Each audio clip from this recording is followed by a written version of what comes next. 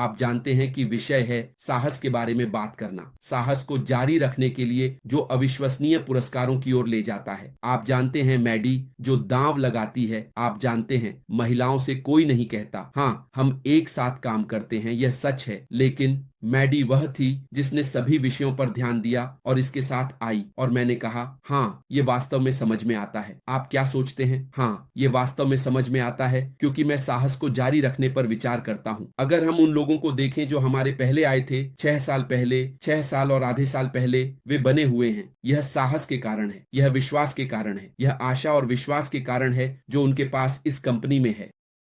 आप जानते हैं वे आए, कुछ नहीं देखा, बिल्कुल कुछ नहीं, लेकिन केवल एक आदमी के शब्द से, एक आदमी का दृष्टिकोण और मिशन, श्री अशमोफारा। वे कहते हैं आप जानते हैं मैं आप पर विश्वास करता हूं। शायद उन्होंने तो चेहरा भी नहीं देखा, किसी ने बस एक ऑडियो छोड़ा और वे इसमें विश्वास करते हैं। इसका मतलब है कि इस व्यवसाय में कुछ अनोखा की था और भगवान ने वह अवसर दिया। आप जानते हैं यह कुछ ऐसा होना चाहिए जो आपके दिल से आता है, क्योंकि उन्होंने कहा कि विश्वास और आशा आपके दिल से आती है जहां कोई ध्यान भटकाने वाला तत्व नहीं है। आप उस चीज में विश्वास करते हैं जिसमें आप जा रहे हैं। आपने कहा आप जानते हैं भले ही मैं असफल हो जाऊं, मैं जानता हूं कि मैं एक अच्छे व्यक्ति के रूप में असफल हुआ। अगर मैं सफल होता हूं तो मैं एक अच्छे व्यक्ति के रूप में सफल हुआ, लेकिन यह आराम देता है। आप जानते हैं इसका क्या मतलब है? अगर कोई आपको भटकाता है और आप असफल होते हैं तो सारी गलती जे उस व्यक्ति पर जाएगी, लेकिन अगर आप अपनी मर्जी से असफल होते हैं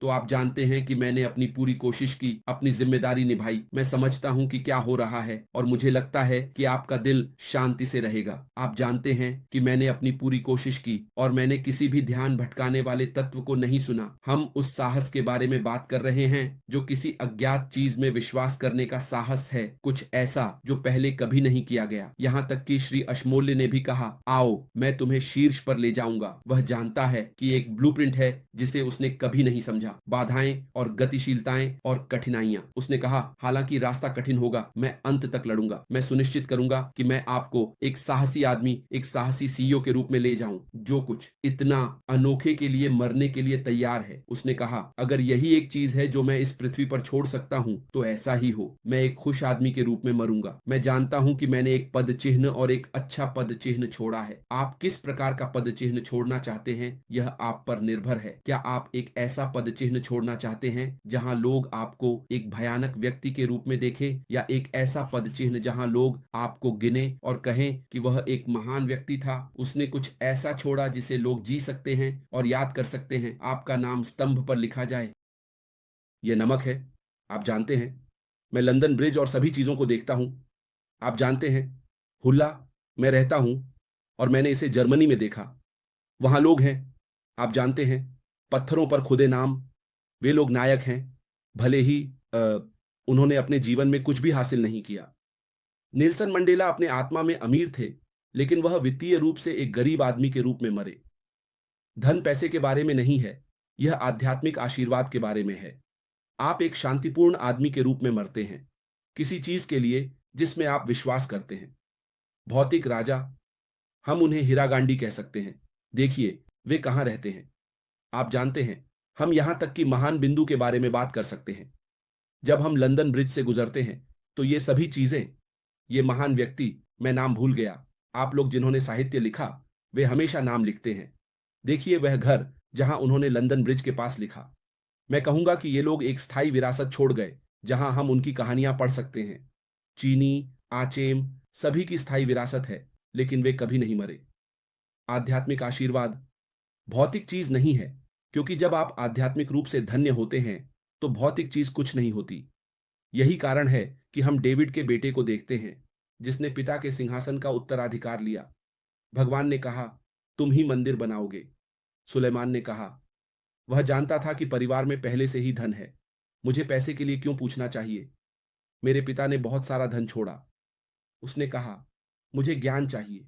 भगवान ने मुझे इस कंपनी को बनाने के लिए ऐसा ज्ञान दिया, और कुछ ऐसा है जो मैंने भगवान के लिए बनाया। योजनाएं बदलने के लिए वह मानवता को बदलने के लिए तैयार था। या जिस कंपनी में हम हैं वह पहले से ही पीढ़ियों से लिखी गई थी।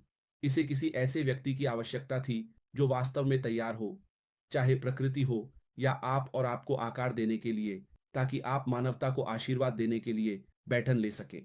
श्री अशमो फराह ने मां के गर्भ से इस कॉल का उत्तर दिया। जिस दिन मैंने तुम्हें बनाया, तुम्हारी मां के गर्भ में, यिर्मयाह ने कहा, मैं तुम्हें जानता हूं और मैं तुम्हें तुम्हारे नाम से बुलाता हूं। उसने कहा, इसलिए उसे इस कॉल का उत्तर देने के लिए उसके नाम से बुलाया गया, और यही कारण है कि वह इसके लिए मरेगा।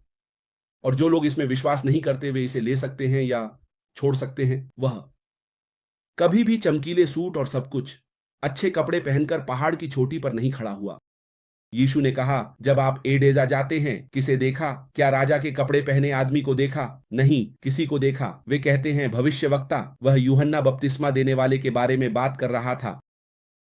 एक भविष्यवक्ता। जब भगवान आपको उठाते हैं तो आप कभी भी राजा के कपड़े पहनकर नहीं आएंगे, चाहे आप इसे पसंद करें या नहीं। आप एक जड़ की तरह आएंगे जो सूखी जमीन पर अपनी जड़ें जमा चुकी है।